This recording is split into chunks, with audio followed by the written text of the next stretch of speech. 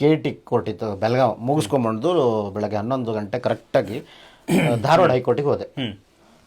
ಏನಾಗಿತ್ತು, ನನ್ನ ಕಾರಲ್ಲಿ ಬೈ ಮಿಸ್ಟೇಕ್ ಆಗಿ ID ಕಾರ್ಡ್ ಕಾರ್ಡಲ್ಲಿತ್ತು, ನಾನೆಲ್ಲ ಯೂನಿಫಾರ್ಮಲ್ಲಿ ಇತ್ತು. ನಾನು ಹೊರಡ್ಬೇಕಾಯ್ತು 14ನೇ ಮ್ಯಾಟ್ರ್ ಇದೆ ಅಂತ ಹೇಳಿ. ಹೋಗ್ಬೇಕಾದ್ರೆ ಅವನು DR ಅವನು ತಡೆದ ನನಗೆ. ಸರ್ ಎಲ್ಲಿದೆ ತೋರಿಸಿ ID ಕಾರ್ಡು, ನಿಮ್ಮ ಅಡ್ವೊಕೇಟ್ ಅನ್ಲಿಕ್ಕೆ ಅಂತ. ಕೋರ್ಟ್ ಹಾಕಿರಲಿಲ್ಲ ಇಲ್ಲ, ಎಲ್ಲ ಇತ್ತು ನನ್ನ ಹತ್ರ. ಅವ್ರ ಮುಂದೆ ಕೋರ್ಟ್ ಹಾಕೊಂಡಿದ್ದೀನಿ ಎಲ್ಲ. ID ಕಾರ್ಡ್ ಒಂದು ಕಾರಲ್ಲಿ ಇಟ್ಟಿದ್ರಿ? ಅಲ್ಲ, ID ಕಾರ್ಡಲ್ಲಿ ಇದೆ ನೋಡಿ ಸರ್. ನಾನು ಹೇಳ್ತಾ ಇರೋದು ಎಲ್ಲ ಅಡ್ವೊಕೇಟ್ದು ID ಕಾರ್ಡ್ಗಳನ್ನು ಚೆಕ್ ಮಾಡಕ್ ಆಗಲ್ಲ, ಮಾಡೋದು ಇಲ್ಲ ಅವರು. ನನಗೆ ನಿಂದ್ರಿಸಿ ಅರ್ಧ ಗಂಟೆ ಅಲ್ಲೆಲ್ಲ ಏನು ಅಡ್ವೊಕೇಟ್ ನೀನು ಹಾಗೆ ಹೀಗೆ ಅಂತ ಗಲಾಟೆ ಮಾಡಿ. ಯಾವ ಪೊಲೀಸು? DR. ನಾನು ಹೇಳಿದೆ DR ಬಗ್ಗೆ ನನಗೆ ಗೊತ್ತಪ್ಪ, DR ಅವ್ರು ಏನೋ ಹಣೆ ಬರೋನು ನನಗೆ ಗೊತ್ತು ಅಂತ ನಾನು ಹೇಳಿದ ತಕ್ಷಣ ದೊಡ್ಡದಾಗಿ ಕಂಪ್ಲೇಂಟ್ ಹಾಕ್ತೀನಿ, ನಿನ್ನ ಮೇಲೆ FIR ಹಾಕ್ತೀನಿ ಹಾಗೆ.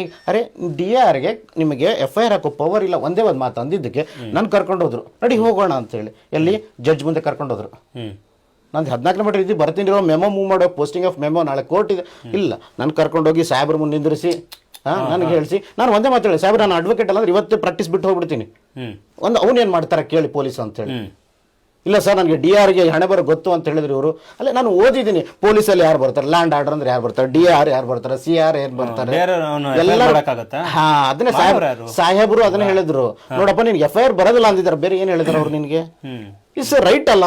ಅಲ್ಲ ಸರ್, ನಮ್ಗೆ ಭಾಳ ಇನ್ಸಲ್ಟ್ ಆಗುತ್ತೆ ಸರ್. FIR ಮಾಡಕ್ ಬಂದ್ರೆ ನಾವು ಪೊಲೀಸ್ ಅಲ್ಲ ನಂಗೆ ಇದು ಅಲ್ಲ ಸರ್. ಇರೋದು ಕಾನೂನಲ್ಲಿ ಇರೋದೇ ಇದೆ, ಕಾನೂನಲ್ಲಿ ಇದೆ ಅದ್ರ ಹಂಗೆ. ಇವ್ರು FIR ಮಾಡಕ್ಕಾಗತ್ತೆ ಎಲ್ಲ ನಾನ್ ಪೊಲೀಸ್ ಅಷ್ಟೇ. ಪೊಲೀಸ್ ಒಂದು ಹೆಡ್ ವೈಟ್ ಏನೋ ಒಂದು ದುರಹಂಕಾರ ಕೆಲವರಿಗೆಲ್ಲ ಇದೆ. ಸಾಹೇಬ್ರ ಹೇಳಿ ಕಳಿಸಿದ್ರು ಸುಮ್ಮನೆ ಈ ರೀತಿ ಎಲ್ಲ ಇದನ್ನ ಮಾಡ್ಬೇಡಿ. ಧಾರವಾಡ ಹೈಕೋರ್ಟ್ ಅಲ್ಲಿ 2 days ಬ್ಯಾಕ್ ಸಾಹೇಬ್ರ ಮುಂದೆ ಕರ್ಕೊಂಡು ಸುಳ್ಳುಗಳ ಕೇಸ್ ಹಾಕಿದಾಗ್ಲೂ ಕೂಡ ಮೇಲಧಿಕಾರಿ ಗೊತ್ತಾದ್ರೂ ಕೂಡ ಈ ಅಧಿಕಾರಿನ ಸಸ್ಪೆಂಡ್ ಮಾಡಲ್ಲ, ಮೇಲಧಿಕಾರಿ ಅವರು ಸಸ್ಪೆಂಡ್. ನಾನು ಲೆಟರ್ ಹಾಕಿದ್ದೀನಿ, ಇವಾಗ DR ಹೆಡ್ಗೆ ಲೆಟರ್ ಹಾಕಿದ್ದೀನಿ, ಈ ರೀತಿ ಮಾಡಿ. ನಂದು ಇದರಲ್ಲಿ CC ಕ್ಯಾಮ್ರಾದಲ್ಲಿ ಫುಟೇಜ್ ಅಲ್ಲಿ ನೀವು ಮಾತಾಡಿದ್ದಲ್ಲ, ಹೌದು ನೀನು ಅಡ್ವೊಕೇಟ್ ಅಲ್ಲ ಅಂದಾಗ ನನಗೆ ಕೋಪ ಬಂದಿದ್ದು ನಿಜ.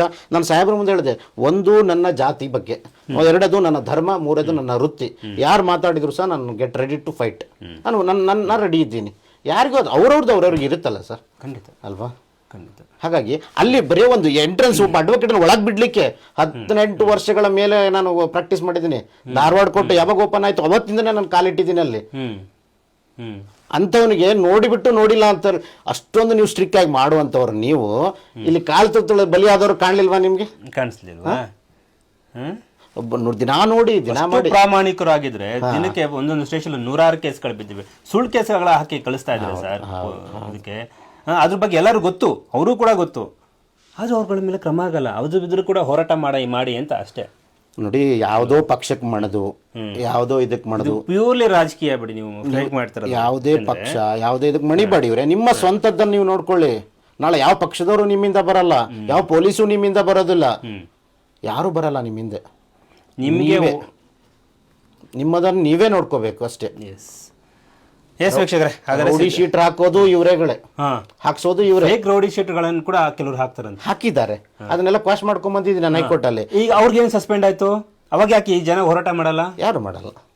ಈಗ ದಯಾನಂದ್ರು ಸಸ್ಪೆಂಡ್ ಆದ ತಕ್ಷಣ ನಾವೇನು ಸಸ್ಪೆಂಡ್ ಆಗಿಂದ ನಾವು ಖುಷಿ ಪಡ್ತಿಲ್ಲ ಸರ್. ಅಂದ್ರೆ ಎಲ್ಲದಕ್ಕೂ ಬನ್ನಿ, ನೀವು ಒಂದು ರಾಜಕೀಯಕ್ಕೆ ಇದೊಂದು ವಿಷಯ ಇಟ್ಕೊಂಡು ಹೋರಾಡ್ತಿದ್ದಿಲ್ಲ, ಇಷ್ಟು ಜನ ದೌರ್ಜನ್ಯಕ್ಕೊಳಗೆ. ಆಮೇಲೆ ನೋಡಿ ಸರ್, ನೀವು ಹೇಳ್ತೀನಿ, ಇದೇ ರಾಜಕೀಯದವ್ರು ಹೇಳ್ತಾರೆ, ಏನೋ ಅವ್ರಿಗೆ ಬರೀ 10 ಲಕ್ಷ ಕೊಟ್ಟಿದೀಯ ಕಾಲ್ ತುಳಿತಕ್ಕೆ ಬಲಿಯಾಗಿ. ದುಡ್ಡಿಗೆ ಬೆಲೆ ಕೊಡಬೇಡಿ. ಇವ್ರೆ ಯಾರೋ ಒಬ್ಬ ಪಾಪ ಉಳ್ಳಾಡ್ತದ ಒಬ್ಬನೇ ಮಗ ಎಷ್ಟೋ ಕೋಟಿ ಆಸ್ತಿ ಮಾಡಿದಾನಂತೆ ಮಂಗಳೂರಲ್ಲಿ, ಮಂಡ್ಯ ಅಂತ ಅನ್ಕೊಳ್ತೀನಿ, ಯಾವ್ದು ಇದರಲ್ಲಿ ಹಾಸನ್ನಲ್ಲೆಲ್ಲ ಎಷ್ಟೋ ಕೋಟಿಗಟ್ಟಲೆ ಆಸ್ತಿ ಮಾಡಿದಾನೆ. ಇವ್ರದ್ದು 10 ಲಕ್ಷ 20 ಲಕ್ಷ ತಗೊಂಡು ಏನ್ರಿ ಮಾಡ್ತಾನ ಅಂತ. ದುಡ್ಡಿನ ಮೇಲೆ ರಾಜಕೀಯ ಮಾಡಬಾರ್ದು. ಕಾಂಪನ್ಸೇಷನ್ ಕೊಟ್ಬಿಟ್ರೆ ನಿಮ್ದು ಕೆಲಸ ಮುಗಿದೋಯ್ತಾ? ಅದು ಪೊಲೀಸ್ ಅವರಿಂದ ಕೊಡಿಸ್ಬೇಕಾಗಿತ್ತು ಹಂಗಾರೆ. ಹೌದು ಅಲ್ವಾ? ಇನ್ನು ಏನು ಡಿಫಾಲ್ಟ್ ಆಗ್ತದೆ ಅವ್ರ ಕಡೆಯಿಂದಾನೇ ಕೊಡಿಸ್ಬೇಕು. ನಾನು ಹೇಳ್ತಾ ಇದ್ದೀನಿ, ಮೊದಲಿಂದಾನೇ ಹೇಳ್ತಾ ಇದ್ದೀನಿ, ಈ ಕಾನೂನುಗಳು ಚೇಂಜ್ ಆಗಬೇಕು. ಎಲ್ಲಿಂದ ಚೇಂಜ್ ಇಲ್ಲ? ಸರ್ಕಾರ ಯಾಕೆ ಕೊಟ್ಟರು? ಪೊಲೀಸರು ಅಂದ್ರೆ ಪೊಲೀಸರು ಫೇಲ್ಯೂರ್ ಅಂತ ಅಂದ್ಮೇಲೆ ಪೊಲೀಸರು ಕೊಡಬೇಕಾಗಿತ್ತು. ಎಲ್ಲಾ ಪೊಲೀಸರದ್ದು ಕಟ್ ಮಾಡಿ. ಆ ದಿವಸ ಯಾವ ದಿವಸ ಡ್ಯೂಟಿಗೆ ಹಾಕಿದ್ರಲ್ಲ ನೀವು, ಡ್ಯೂಟಿಗೆ ಇದ್ರಲ್ಲ ಆ ದಿವಸ ಏನ್ ಇನ್ಸಿಡೆಂಟ್ ಆದಾಗ ಪೊಲೀಸರು ಇದ್ರಲ್ಲ, ಆ ದಿನ ಪೊಲೀಸರದ್ದು ಎಲ್ಲರದು 1 ತಿಂಗಳ ಸ್ಯಾಲ್ರಿ ಕಟ್ ಮಾಡಿ ಕೊಡ್ರಿ.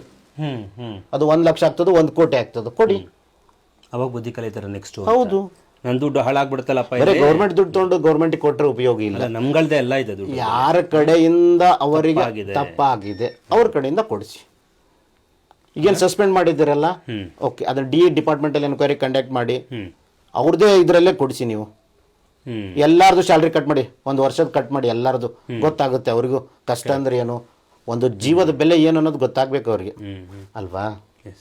ಹಾಗಾಗಿ ಒಬ್ಬ ಅಡ್ವೊಕೇಟ್ ಆಗಿ ನೀವು ಇಷ್ಟೊಂದು ಒಂದು ರೀತಿ ಸ್ಟ್ರೈಟ್ ಆಗಿ ಮಾತಾಡ್ತಿರಲ್ಲ, ಎಷ್ಟು ನೋವುಗಳು ತಿಂದ್ಬಿಟ್ಟಿದ್ದೀರಾ ಅಂತ ಅನ್ಸುತ್ತೆ. ಅಯ್ಯೋ ಪೊಲೀಸರಿಂದ ನನಗೆ ತಿಂದ್ರೆ ಪೊಲೀಸರಿಂದ ನೀವು ಜಾಸ್ತಿ ಹೌದು ಹೌದು ಹೌದು ಹೌದು ನೋಡಿ, ಯಾವತ್ತಿಗೂ ಸತ್ಯ ಹೊರಗಡೆ ಬರ್ತದೆ. ಯಾವತ್ತು ನಾವು ನಿಷ್ಠುರವಾಗಿ ಮಾತಾಡ್ತೀವಿ ಅಂದರೆ ಪೊಲೀಸರು ನಮ್ಮ ಮೇಲೆ ಕಣ್ಣಿಡ್ತಾರೆ. ನಾನು ಫೇಸ್ಬುಕ್ಕಲ್ಲಿ ನೋಡಿ ಎಲ್ಲ ಸೆನ್ಸಿಟಿವ್ ಸೆನ್ಸಿಟಿವ್ ಸೆನ್ಸಿಟಿವ್ ಸೆನ್ಸಿಟಿವ್, ನಾನು KRS ಪಕ್ಷದವ್ರದ್ದು ಏನಾರ ಹಾಕಿರ್ತಾರಲ್ಲ, ಅವನೇನಾದ್ರೂ ಫಾರ್ವರ್ಡ್ ಮಾಡಿದ್ರೆ ಎಲ್ಲದಕ್ಕೂ ಸೆನ್ಸಿಟಿವ್ ಬಂದ್ ಮಾಡಿಬಿಡ್ತಾರೆ.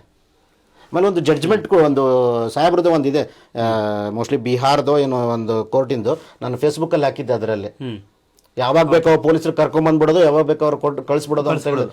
ಏನಂತ ತಿಳ್ಕೊಂಡಿದ್ದೀರಾ ನೀವು, ಒಬ್ಬ ವುಮೆನ್ ಇದು ರೈಟ್ಸ್ಗೆ ಅಂದ್ರೆ ಏನು ತಿಳ್ಕೊಂಡಿದ್ದೀರಾ ಅಂತ ಹೇಳಿದ್ರು. ಅದನ್ನು ಸೆನ್ಸಿಟಿವ್ ಮಾಡಿಟ್ರು.